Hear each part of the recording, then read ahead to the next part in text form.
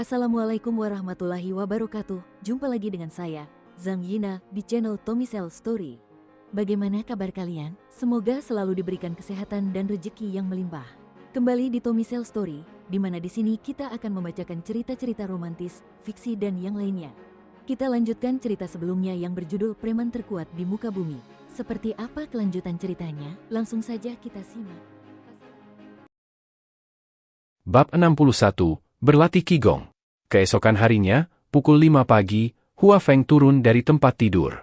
Ia mengenakan pakaian kasual dan sepatu kain, lalu perlahan membuka pintu sebelum berlari menuju hutan di gunung belakang. Setelah tiba, ia mulai berlatih keterampilan dasar seni bela diri sebanyak 2 kali. Hua Feng teringat apa yang ia baca di buku seni bela diri tadi malam. Shaolin Qigong terbagi menjadi Qigong internal dan Qigong eksternal. Yang ingin dilatihnya sekarang adalah Qigong internal. Hua Feng berdiri menghadap tenggara, dengan posisi kaki membentuk angka 8. Ia memulai latihan dengan menggerakkan kepala dan leher, lalu perlahan-lahan melonggarkan anggota tubuh, pinggang, lutut, hingga sendi lainnya. Setelah sekitar 10 menit, ia memisahkan kedua tangan dari dada, lalu menggerakkannya ke depan membentuk busur dari bawah keluar, sambil menarik napas dalam-dalam. Ketika tangannya sejajar dengan bahu, ia merentangkan siku keluar dan mengangkat satu kaki dari tanah, menarik napas terakhir dengan sekuat tenaga. Saat tumitnya mendarat, ia mulai menghembuskan napas sambil menundukkan tubuh perlahan. Tangannya bergerak turun dari depan kepala, membuat tubuh bagian atasnya ikut condong ke depan. Ketika tangannya mencapai lutut, jari-jarinya saling bertautan, lalu ia menekan tanah dengan kuat sambil meluruskan lutut. Setelah menghembuskan napas terakhir, Hua Feng mengendurkan tangan dan perlahan meluruskan tubuhnya sambil menarik napas. Gerakan ini ia ulangi 7 kali sebelum berhenti. Baik kungfu internal maupun eksternal, pernapasan adalah kunci utama. Gerakan ini terlihat mudah, tapi tidak semua orang mampu memahaminya dengan baik seumur hidup mereka. Namun, Hua Feng hanya berlatih sekali dan sudah menguasai poin-poin pentingnya. Jika para biksu di kuil Shaolin melihatnya, mereka pasti akan bertepuk tangan. Sebab, para biksu biasanya membutuhkan setidaknya seminggu untuk mencapai level ini. Tentu saja, pencapaiannya tak lepas dari buku seni bela diri warisan yang ia miliki. Keberhasilan ini menjadi langkah penting dalam perjalanan kungfu Shaolin yang akan ia tempuh di masa depan. Mandi air dingin. Saat kembali ke asrama, waktu masih menunjukkan pukul 6.30. Hua Feng mengambil pakaian bersih dari balkon, lalu masuk ke kolam pemandian. Ia menyetel suhu air hingga mendekati titik beku. Uap tipis keluar dari air saat mengalir dari atas. Setelah menanggalkan pakaian, ia duduk di kolam dengan mata terpejam. Sejak hari ini, demi memperkuat tubuhnya, Hua Feng memutuskan untuk mandi air dingin setiap pagi. Pada awalnya, jantungnya berdegup kencang karena suhu yang sangat dingin. Namun, perlahan-lahan tubuhnya mulai beradaptasi.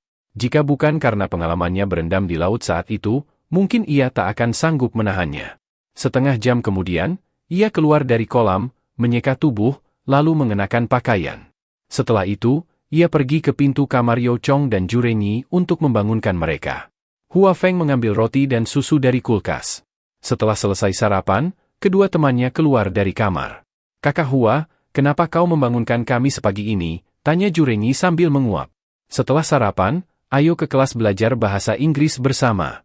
"Tapi, aku dan kakak Yo lebih tertarik belajar bahasa Jepang sekarang. Kalau begitu, bawa saja komputermu. Lagi pula, guru tidak akan memperhatikanmu." "Haha, ide bagus," kata Yo Chong sambil tersenyum nakal. Di kelas. Ketika mereka tiba di ruang kelas, beberapa teman sekelas sudah datang. Mereka bertiga duduk di barisan belakang. Hua Feng mengeluarkan buku bahasa Inggrisnya, sedangkan Yo Chong dan Jurenyi langsung membuka laptop dan mengakses situs rahasia. Oh, suara menggoda keluar dari komputer, langsung menarik perhatian teman-teman sekelas. Para siswi tersipu, sementara para siswa lainnya penasaran ingin melihat. "Kalian berdua, pakai headphone agar tidak mengganggu yang lain," tegur Hua Feng. "Tapi kami tidak punya headphone," jawab Jurenyi dengan wajah polos. Semua siswa tahu mereka hanya berpura-pura tidak bersalah. "Kalau begitu, kecilkan volumenya." Meskipun enggan, Jurenyi tetap menurunkan volume suara.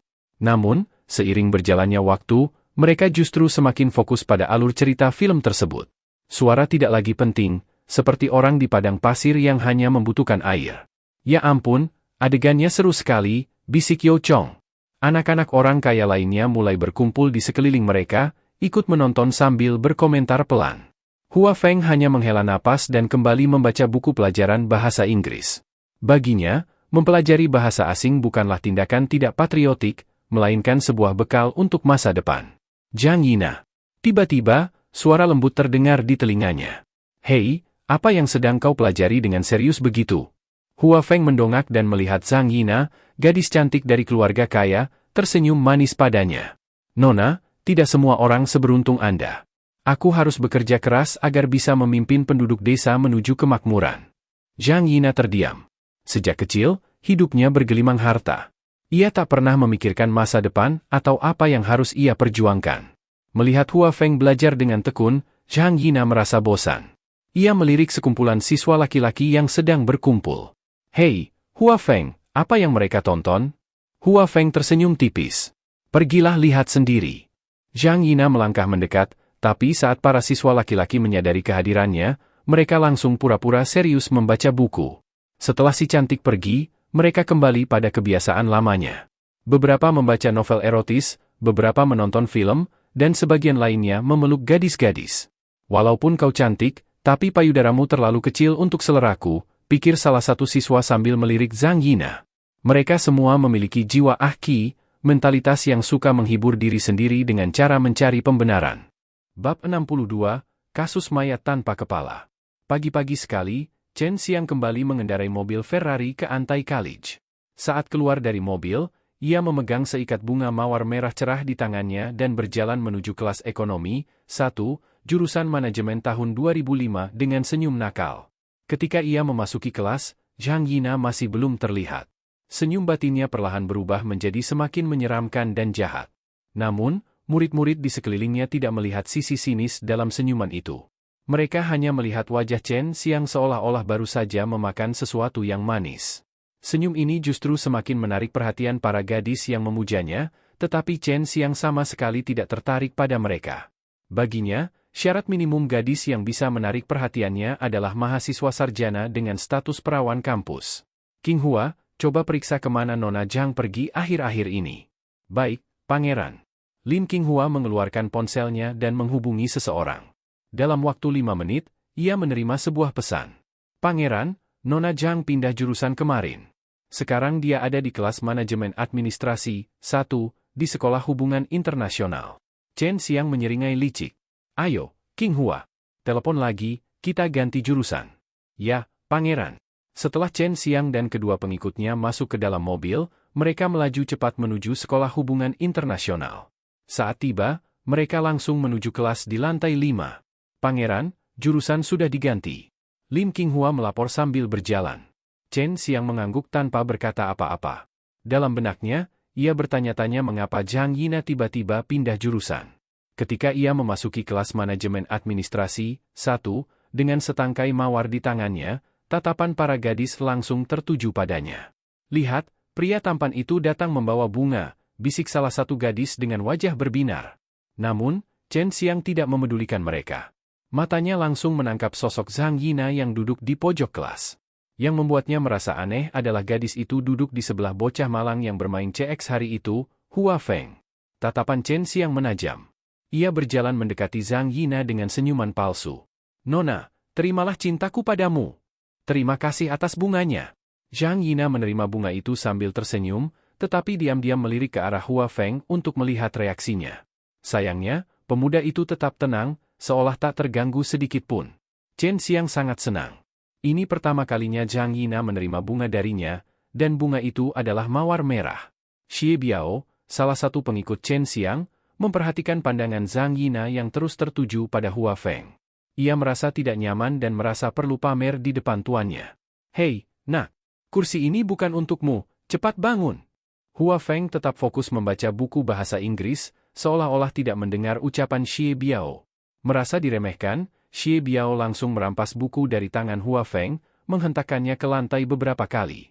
Aku bilang, kursi ini bukan untukmu. Bangun. Yo Chong dan Ju Renyi yang duduk di sudut sedang asyik menonton film porno di laptop. Ketika mereka melihat Hua Feng diganggu, amarah mereka langsung meluap. Yo Chong mengambil buku tebal dan melemparkannya ke kepala Xie Biao. Brak! Buku itu mengenai kepala Xie Biao hingga giginya bergemeletuk. Sialan! Siapa yang berani melempar buku padaku? Aku yang melempar. Jangan pikir karena ayahmu kepala Biro Keamanan Publik, kau bisa bertingkah sesukamu di sini, bentak Yo Chong. Xie Biao langsung ciut. Ia tahu bahwa Yo Chong berasal dari keluarga besar yang tidak bisa sembarangan ia tantang, bahkan dengan dukungan Chen Xiang. Zhang Yina tidak menghentikan keributan itu. Ia sengaja membiarkannya untuk menguji apakah Hua Feng akan cemburu.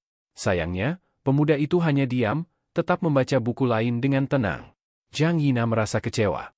Baiklah, ambil bungamu dan pergi, katanya sini sambil menyodorkan mawar ke tangan Chen Xiang. Chen Xiang menyeringai. Aku akan membuatmu jatuh cinta padaku, Nana. Setelah Chen Xiang dan kedua pengikutnya pergi, Hua Feng berdiri, mengambil buku bahasa Inggrisnya yang kotor dari lantai, membersihkannya, lalu duduk kembali dengan tenang. Melihat pemandangan itu, Zhang Yina merasa bersalah. Hua Feng, aku minta maaf, ucapnya tulus. Hua Feng menatapnya sekilas, lalu menggelengkan kepala. Nona, tolong jangan dekat-dekat denganku lagi. Aku tidak ingin bukuku kotor tanpa alasan. Zhang Yina tersenyum canggung. Haha, kalau begitu, aku akan memberimu bukuku. Kota Shanghai, Departemen Kepolisian. Di kantor Wulin, terdengar ketukan di pintu. Masuk. Wulin, kapten yang tampan dan tegas, hampir tidak tidur semalaman. Ia berbaring di meja selama 3 jam sebelum akhirnya terbangun. Kapten, saya sudah mendapat informasi tentang orang yang bertanggung jawab atas pabrik tekstil Jepang Kimura. Wulin mengangkat kepala. Ceritakan lebih lanjut. Pemiliknya adalah Kimura Nadeshi, seorang pria Jepang yang memegang 30% saham pabrik. Sisanya dimiliki oleh Biro Investasi Asing Distrik Songjiang. Yan Dongxin menyerahkan sebuah foto. Kimura Nadeshi terlihat sebagai pria pendek bertubuh gempal dengan tatapan licik di matanya. Tiba-tiba, telepon kantor berdering. Halo, ada apa? Kapten, saya Lin Qiang. Pagi ini, seseorang menemukan mayat tanpa kepala di selokan distrik Songjiang. Saya menduga itu adalah gadis yang melaporkan kasus semalam. Wu Lin memijat pelipisnya. Rasa sakit di kepalanya semakin parah. Bab 63, Kekasih Masa Kecil Senior. Pukul 8.30, seorang pria paruh baya berpakaian sangat rapi masuk ke kelas sambil membawa sebuah buku. Tidak diragukan lagi, dia adalah profesor yang akan mengajar mata kuliah ini. Ketika pria itu berdiri di podium, hanya belasan siswa yang memperhatikannya, sementara siswa lainnya sibuk dengan aktivitas masing-masing. Halo semuanya. Nama belakang saya Qin, dan nama pemberian saya Shou. Saya guru kalian di mata kuliah Sistem Layanan Sipil. Qin Shou berkata sambil tersenyum. Namun, setelah ia memperkenalkan diri, kelas justru dipenuhi tawa. Profesor Beast, Anda benar-benar guru kami. Namaku bukan Beast. Nama belakangku Qin yang berarti ketekunan, dan Shou yang berarti pita. Qin Shou menjelaskan sambil menuliskan namanya di papan tulis. Profesor Beast, Anda terlihat lembut dan sopan, sama sekali tidak seperti binatang. Apakah dia profesor di kelas dan profesor di luar kelas juga? Melolong, melolong. Para siswa terus bercanda tanpa henti. Wajah Qin Shou mulai memerah. Ia menahan diri sekuat tenaga, tapi akhirnya tidak tahan lagi. Kelas ini berakhir di sini. Qin Shou menatap para siswa dan berkata singkat. Profesor Beast, kelas ini belum selesai. Jika Anda keluar lebih awal, saya akan melaporkan Anda ke dekan. Kalian, aku tidak tahan lagi. Silakan saja tuntut aku. Setelah berkata demikian, Qin Shou berlari keluar kelas tanpa menoleh ke belakang. Ah, aku bebas. Beberapa siswa langsung bersorak kegirangan. Hua Feng yang duduk di sudut hanya menggelengkan kepala melihat kelakuan teman-temannya. Ia berdiri dan menghampiri Yo Chong dan Ju Renyi. Kakak Yo, Kakak Ju, ayo kembali ke asrama. Baiklah, tidak menarik di sini tanpa suara. Lebih baik kita nonton film di asrama. Ju Renyi berkata dengan senyum cabul. Setelah membuka laptop, mereka bertiga berjalan keluar kelas. Di belakang, Zhang Yina memperhatikan Hua Feng pergi. Tanpa berpikir panjang, ia buru-buru mengikuti. Apakah kamu akan mengikuti kelas umum sore ini? Hua Feng bertanya pada kedua temannya. Kenapa tidak? Itu kelas bahasa Inggris perguruan tinggi. Aku dengar banyak gadis cantik yang ikut kelas itu. Yo Chong menjawab penuh semangat. Oh, hei, bukankah gadis cantik sudah ada di depan mata kalian? Zhang Yina berkata dengan kesal. Kamu masih terlalu muda. Yo Chong melirik Zhang Yina sambil menggelengkan kepala. Ia menarik Ju Renyi pergi meninggalkan Zhang Yina yang menatap kesal. Aku tidak akan pernah memaafkanmu. Melihat Hua Feng berjalan diam di sampingnya, Zhang Yina ingin bertanya sesuatu tapi ragu. Akhirnya, saat Hua Feng masuk ke dalam mobilnya, ia memberanikan diri. Hua Feng, apakah pria menyukai wanita berpayudara besar? Ah? Apa yang kamu katakan? Aku bertanya, apakah pria suka wanita berpayudara besar? Hua Feng terkejut. Laki-laki mana? Perempuan mana? Aku tidak mengerti. Jangan berpura-pura polos.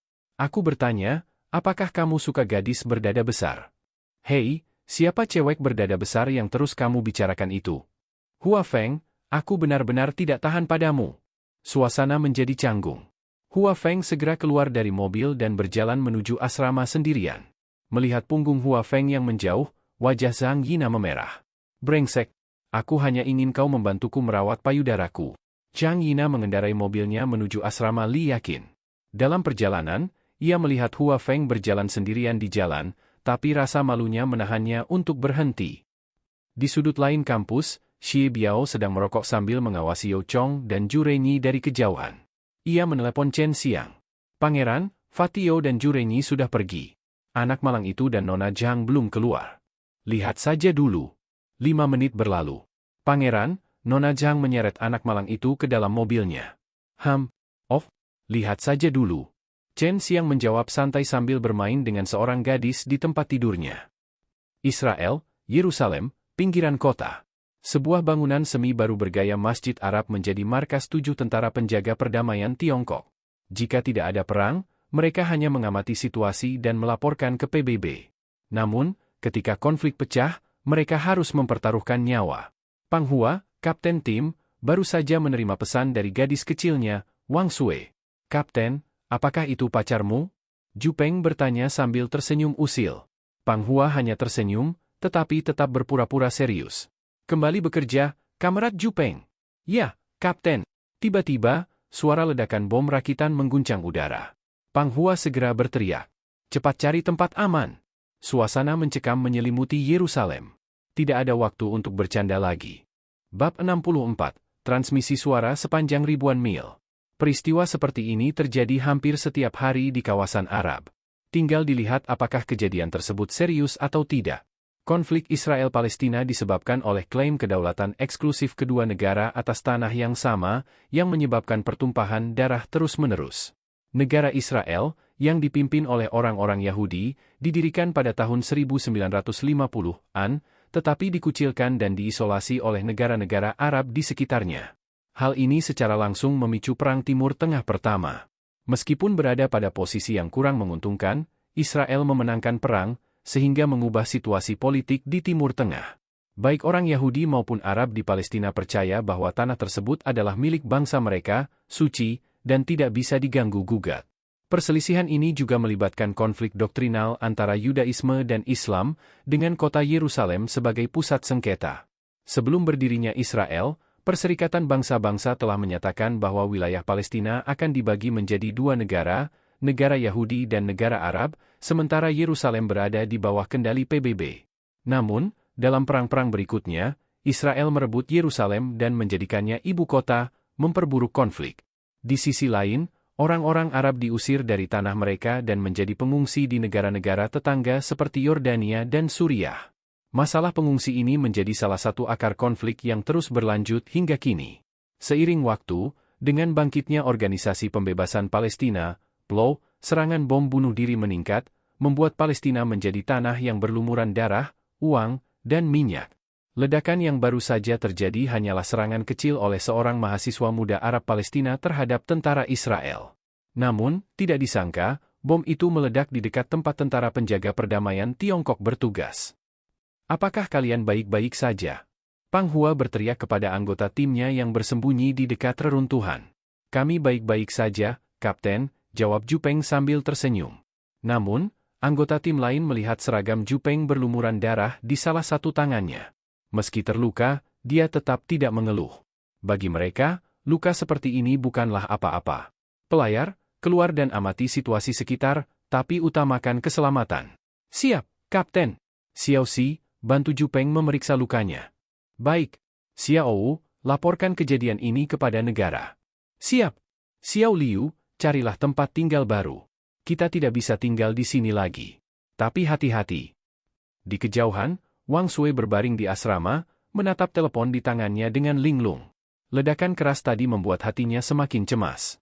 Halo, Xiao Sui, kamu masih menelepon? Ahua, aku di sini. Aku mendengar ledakan tadi. Kau baik-baik saja. Air mata sudah membasahi pipi Wang Sui. Anak bodoh, aku baik-baik saja. Jangan menangis. Hatiku sakit melihatmu menangis. Ahua, aku sangat merindukanmu. Xiao Sui, aku juga. Ahua, kembalilah padaku. Aku tidak ingin kamu menjadi tentara lagi. Setiap malam aku tidak bisa tidur karena takut sesuatu terjadi padamu. Xiao Sui, beri aku waktu 2 tahun. Setelah itu, aku akan kembali dan menemanimu setiap hari, oke? Baiklah. Tapi kamu harus janji akan kembali hidup-hidup. Demi calon istriku yang cantik, aku akan melindungi diriku sendiri dan kembali padamu. Xiao Sui, aku harus pergi bekerja. Sampai jumpa. Selamat tinggal. Wang Sui menutup telepon, menatap foto Pang Hua berseragam militer di tangannya, dan berbisik, Hua, kamu harus kembali hidup-hidup. Sementara itu, di asrama kampus, Hua Feng baru saja tiba. Ia mendapati Yo Chong dan Ju Renyi menatapnya dengan penuh rasa ingin tahu. Kalian berdua, kalau mau bertanya, tanya saja. Kakak Hua, kenapa lama sekali? Apa kau baru saja berkencan dengan Nona Zhang di mobil? Apa kau sudah menciumnya? Ju Renyi tersenyum nakal, memperlihatkan giginya yang putih. Berhentilah bercanda. Aku hanya menumpang, tidak lebih. Saudara Hua, biar aku beritahu. 3 orang di kelas tadi tidak bisa dianggap enteng. Mereka pasti akan membuat masalah untukmu di masa depan. Tidak heran, gumam Hua Feng. Tidak usah khawatir. Jika mereka berani menyentuhmu, aku tidak akan membiarkan mereka pergi. Terima kasih, Saudara Yo, Saudara Ju. Melihat kesungguhan di mata kedua sahabatnya, Hua Feng merasa bersyukur. Mereka mungkin konyol dan suka bercanda, tapi mereka adalah teman sejati yang bisa diandalkan. Baiklah, sekarang ayo kita ajari kau mengemudi. Oh, mendengar itu, mata Hua Feng langsung berbinar. Dulu, ia hanya bisa memimpikan sepeda merek Shanghai, Phoenix. Kini, ia akan langsung belajar mengendarai mobil.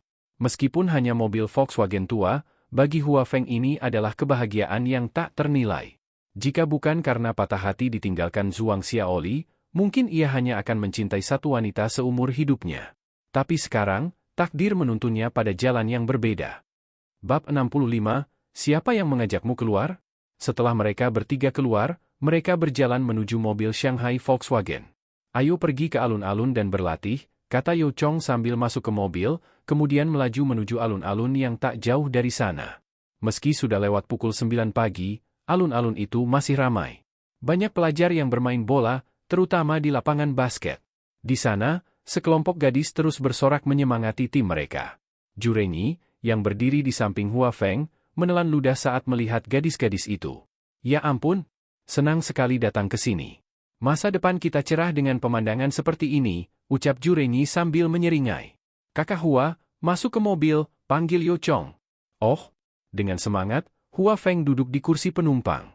Saudara Hua, tahu apa arti tuas ini? Yo Chong menunjuk ke roda gigi, P.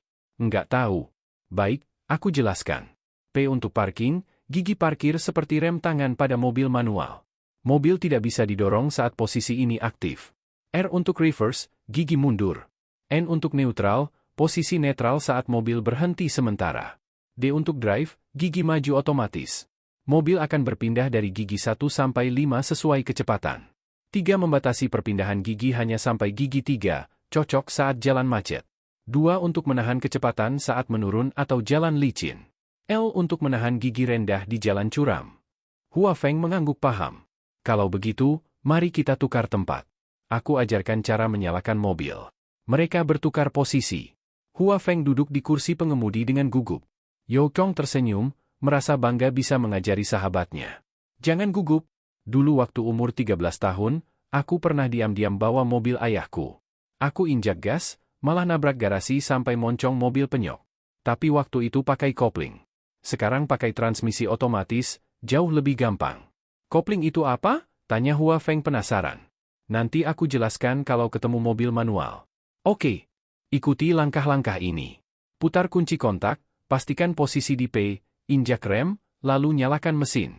Tunggu sampai indikator mesin mati, baru pindahkan ke gigi D, lepaskan rem tangan, lalu injak gas perlahan. Mobil mulai melaju pelan. Mata Hua Feng berbinar. Saudara Yo, mobilnya jalan beneran, serunya gembira. Sekarang coba tambah kecepatan dengan menekan gas lebih dalam. Kalau mau berhenti, cukup injak rem perlahan. Hua Feng mengangguk dan terus melaju perlahan di alun-alun. Yo Chong hanya tersenyum melihat sahabatnya belajar begitu cepat. Setelah beberapa putaran, Yo Chong keluar dari mobil. Saudara Hua, teruskan saja latihannya. Kalau ada yang tidak paham, tanya aku lagi. Oke. Hua Feng terus mengemudi, sementara Yo Chong berjalan ke pinggir lapangan. Kakak Yo, bagaimana kemampuan kakak Hua? Tanya Jurenyi sambil mendekat. Dia cepat belajar. Baru sekali dengar, langsung paham semuanya. Mereka berdua menoleh ke arah Hua Feng yang mengendarai mobil dengan santai. Saudara Yo, ada banyak gadis cantik di sana. Yuk, kita lihat, goda Jurenyi sambil tersenyum nakal. Setuju. Mereka pun berjalan menuju lapangan basket dengan senyum penuh arti. Di sisi lain, Zhang Yina duduk di asrama sambil memikirkan percakapannya dengan Hua Feng di mobil tadi. Dia merasa beberapa kata yang diucapkannya terlalu kasar. Jadi, kamu gak suka cewek kayak aku?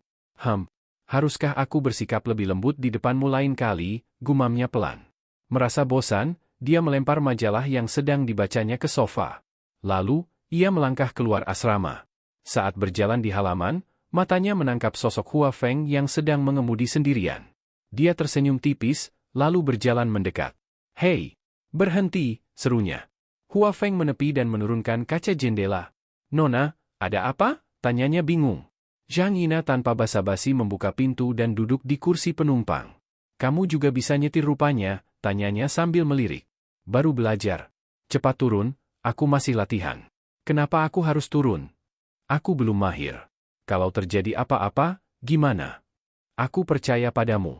Hua Feng menghela napas pasrah. Ya sudah, duduklah. Mobil melaju pelan, suasana di dalamnya sunyi. Hua Feng fokus menyetir, sementara Zhang Yina hanya menatap jendela. Hua Feng, aku minta maaf soal tadi, katanya tiba-tiba. Soal apa?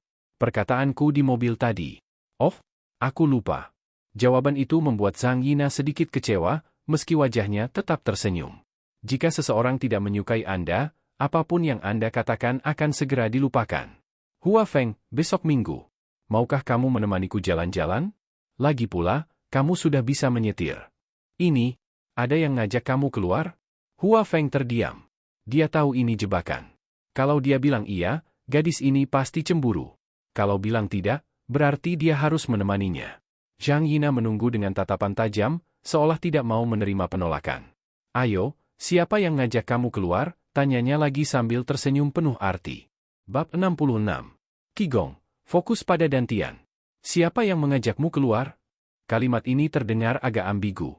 Arti pertama, siapakah kamu dan mengapa aku harus mengajakmu berkencan denganku? Ini untuk pihak pertama. Arti kedua, siapakah gadis atau pria yang ingin mengajakmu berkencan dengannya? Ini untuk pihak ketiga. Qi Mengyao. Gagasan utama yang diungkapkan Zhang Yina tadi sebagian besar adalah yang pertama. Dia tidak menyangka bahwa dia telah salah paham. Ketika dia mendengar Hua Feng mengatakan ini, dia merasa sedikit malu dan terkejut. Untuk menyembunyikan rasa malunya, dia melihat keluar jendela. Aku tahu itu gadis berdada besar, ujar Zhang Yina dengan marah. Hua Feng mengabaikannya. Sekarang dia akhirnya mengerti bahwa gadis berdada besar yang dibicarakan Zhang Yina ternyata adalah Qi Mengyao. Hua Feng agak bingung. Qi Mengyao dan Nona tertua hanya pernah bertemu sekali di area militer, dan sekarang sudah seperti ini. Sambil melirik Zhang Yina di sampingnya, Hua Feng merasa bahwa dia seharusnya mengurangi kontak dengan para wanita muda ini di masa mendatang, terutama karena ada 3 serigala yang mengawasinya secara diam-diam. Mengapa kamu menatapku seperti itu? Tidak ada apa-apa. Dia akan pergi besok, dan Suster Qin serta aku juga akan pergi. Sudah diputuskan. Hentikan mobilnya, aku ingin turun, kata Zhang Yina dengan marah. Setelah Zhang Yina turun dari mobil, Hua Feng melanjutkan perjalanannya di alun-alun untuk berlatih. Kalian berdua, ayo makan. Baiklah. Saudara Yo, Saudara Hua, ayo kita pergi. Hanya ada beberapa bajingan di sini yang terlihat baik-baik saja. Kebanyakan dari mereka adalah tipe Beethoven. Aku sudah bosan dengan mereka.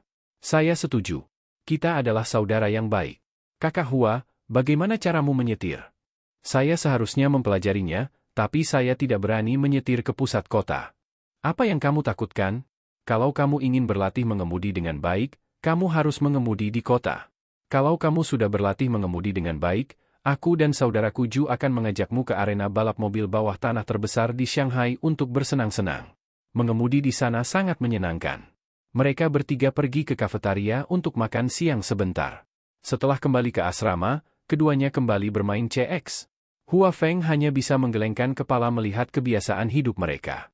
Sebagai saudara atau teman sekelas, ia berharap mereka dapat menghabiskan lebih banyak waktu untuk belajar.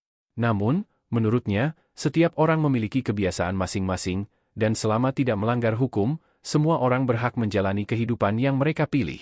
Setelah masuk ke kamarnya, Hua Feng menutup pintu, menyalakan komputer, dan memeriksa Kiki. Tidak ada pesan. Dia melihat teman Kiki bernama Cherish Everyday, dan menyadari bahwa akun itu sudah tidak aktif selama beberapa hari. Off. Aku harap kamu aman. Hua Feng mengiriminya email, menulis.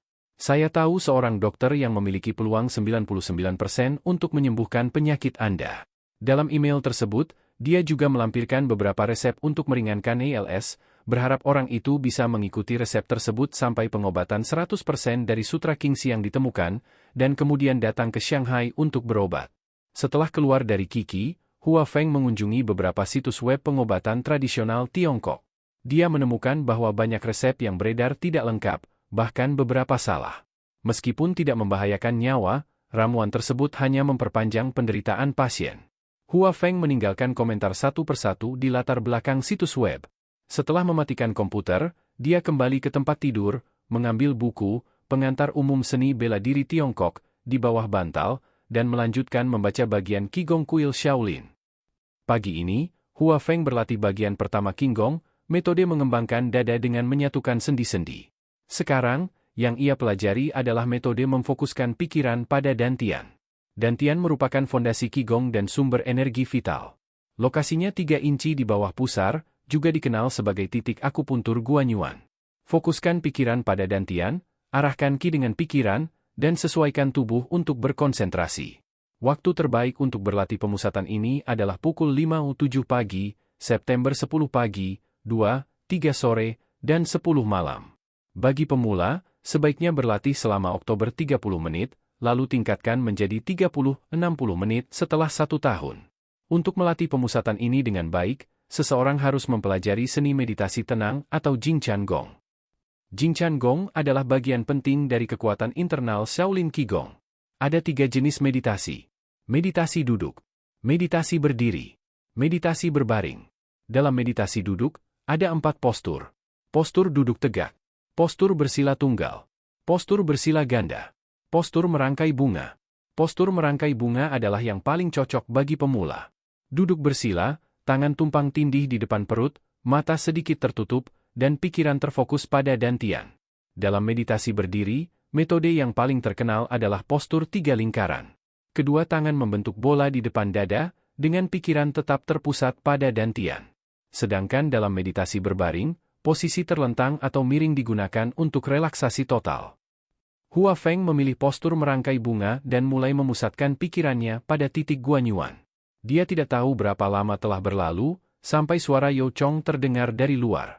Kakak Hua, sekarang jam 2.10, kita harus pergi ke kelas umum. Yo Chong mengira Hua Feng sedang tidur, jadi dia memanggilnya beberapa kali lagi. Namun, saat itu Hua Feng merasa seperti sedang bermimpi. Dalam mimpinya, dia sadar tapi tidak bisa bergerak atau berbicara. Ketika Yo Chong memanggil, barulah dia sadar bahwa dia sedang berlatih.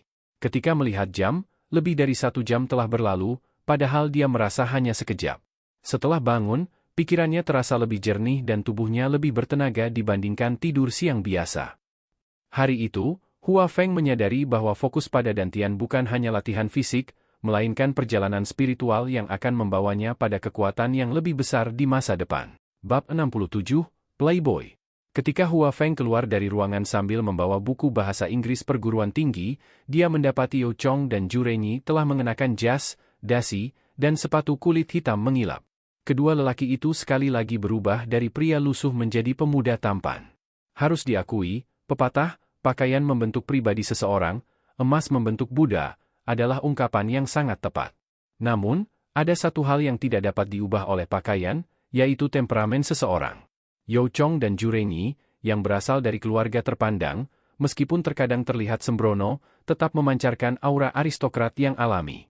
Temperamen seperti ini sulit disembunyikan, sama seperti rasa superioritas yang dilihat Hua Feng di mata Chen Xiang saat pertama kali hampir tertabrak mobilnya. Ada pula temperamen yang diperoleh melalui pembelajaran dan pembiasaan, seperti para pria dan wanita berbakat dari Universitas Tsinghua dan Universitas Peking. Meski penampilan mereka biasa saja, aura intelektual yang terpancar dari mereka jauh lebih menarik dibanding pria tampan dan wanita cantik di universitas biasa. Konon, istri Zhuge Liang adalah wanita jelek. Namun, bukan hanya kecerdasan strategisnya yang membuat Zhuge Liang menikahinya, melainkan karena temperamen anggun yang dimilikinya. Kakak Hua, kamu yang menyetir. Yao Chong berkata sambil tersenyum, lalu masuk ke kursi penumpang. Apakah kamu tidak takut aku akan menabrakkan mobil ini ke danau? Jangan takut pada burung, kamu saudaraku. Benar sekali. Lagi pula, aku yang mengajarimu menyetir. Yao Chong berkata dengan bangga. Bertahun-tahun kemudian, setiap kali ia menceritakan kejadian itu kepada bawahannya, ia merasa sangat bangga karena dialah yang mengajarkan kakak tertua mereka cara mengemudi. Hua Feng memarkir mobil di depan gedung pendidikan nomor 4. Dia mengeluarkan bukunya, mengunci pintu mobil, dan melangkah menuju kelas. Yao Chong dan Zhu Renyi mengikuti di belakangnya, masing-masing membawa buku yang tampak mewah. Apa yang kalian bawa? Tanya Hua Feng sambil melirik. Kalau tidak ada gadis cantik yang bisa dikagumi, maka lebih baik membaca ini. Zhu Renyi mengangkat bukunya, memperlihatkan sampul bergambar wanita cantik setengah telanjang dengan judul Playboy. Hua Feng menggelengkan kepala. Bukan seleraku. Tapi, kenapa majalah sastra terkenal ini tidak dijual di daratan Tiongkok? Tanya Hua Feng penasaran. Itu terkait dengan perbedaan budaya. Yao Chong mulai menjelaskan dengan nada serius. Di Tiongkok, kata dewasa sering disalahartikan sebagai sesuatu yang cabul. Majalah seperti Playboy dianggap merusak moral, padahal di negara lain, majalah ini lebih menekankan wawancara mendalam dan artikel sastra berkualitas tinggi. Zhu Renyi menambahkan, banyak tokoh besar yang diwawancarai di majalah ini. Jimmy Carter, Nehru, Castro, bahkan Martin Luther King. Bukan sekadar majalah vulgar seperti yang dipikirkan orang-orang. Kedewasaan ala Tiongkok. Hua Feng mengangguk pelan, menyadari ironi di balik pandangan masyarakat terhadap kata dewasa. Yang tidak ia bayangkan, bertahun-tahun kemudian, ketika dirinya menjadi tokoh besar, dia akan menerima undangan wawancara dari majalah Hua Hua Gongzi, versi Tiongkok dari Playboy. Foto dirinya akan terpampang di sampul majalah itu, dijuluki sebagai pria dengan temperamen gaya Tiongkok pertama yang muncul di halaman utama. Bab 68, Transformasi Mutoro. Mereka bertiga berjalan tanpa berbicara. Saat tiba di ruang kelas umum di lantai 5 gedung pengajaran nomor 4, 20 menit telah berlalu. Begitu mereka memasuki kelas, bel tanda pelajaran berbunyi. Ruang kuliah yang mampu menampung 4 hingga 500 orang itu hampir penuh. Ada fenomena aneh yang langsung menarik perhatian mereka, para mahasiswa laki-laki duduk di barisan belakang, sedangkan mahasiswa perempuan di barisan depan, menyisakan satu baris kosong di tengah. Hua Feng dan kedua temannya tidak punya pilihan selain duduk di barisan tengah yang tersisa. Munte, aku tidak menyangka kita masih terlambat. Orang-orang di belakang kita lebih cepat lagi. Zhu Renyi berkata dengan nada kecewa. Lokasi ini cukup bagus. Yao Chong menimpali sambil melirik para mahasiswi di depannya dengan seksama. 5 menit berlalu. Yao Chong dan Zhu Renyi tiba-tiba menggelengkan kepala sambil mendesah. Ada apa dengan kalian berdua? Hua Feng bertanya bingung. Sayangnya, mereka semua adalah mahasiswi yang hanya peduli pada kualitas, bukan kecantikan. Kami tidak menyukai tipe seperti ini. Lihat saja, Hua Hua Gongzi, di tanganku. Yao Chong menjawab dengan nada kecewa. Benar sekali. Kami lebih suka mahasiswi yang tertarik pada kecantikan, seperti Lan Lan dari negara kepulauan. Dia adalah kombinasi sempurna antara kecantikan dan kualitas. Zhu Renyi menimpali sambil terkekeh. Hei, kalian berdua diamlah. Guru bahasa Inggris sudah datang. Hua Feng berbisik memperingatkan. Ketika Yao Chong dan Zhu Renyi menoleh ke arah pintu, mereka langsung terkejut.